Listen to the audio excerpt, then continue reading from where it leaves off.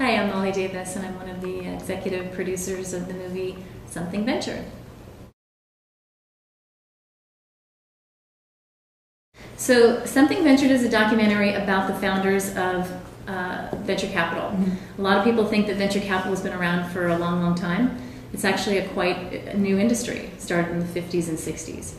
This movie looks at some of those individuals who really were the catalysts for starting some of the companies that we take for granted today, like Apple, Cisco, Genentech, Intel.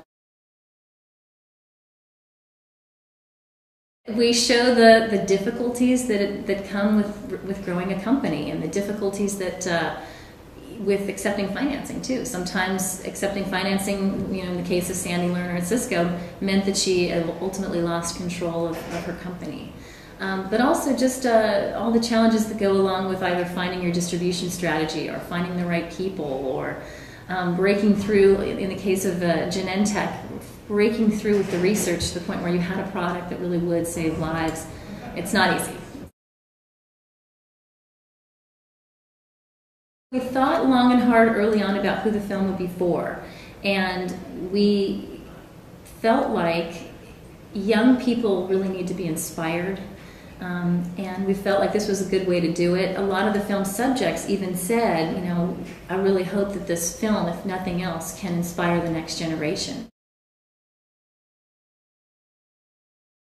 So there's a few key themes. One is the importance of innovation to our economy and to our country.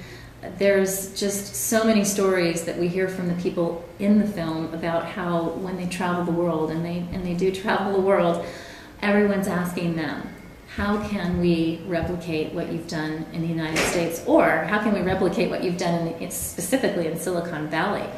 And it's not easy to do. Nolan Bushnell, who's the founder of Atari, tells this great story about how he goes to Scandinavia and he's speaking at a conference, and they ask that exact question.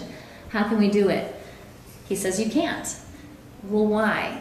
Because your tolerance for failure is just too high. You can't fail in the same way that you can in Silicon Valley or in the United States and then pick yourself back up and go and do it again. So that culture of innovation and tolerance for risk is really important.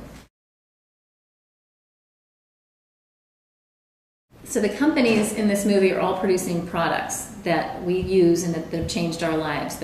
From your phone to your computer to the drugs that you need for your medical conditions, and all those products have created jobs.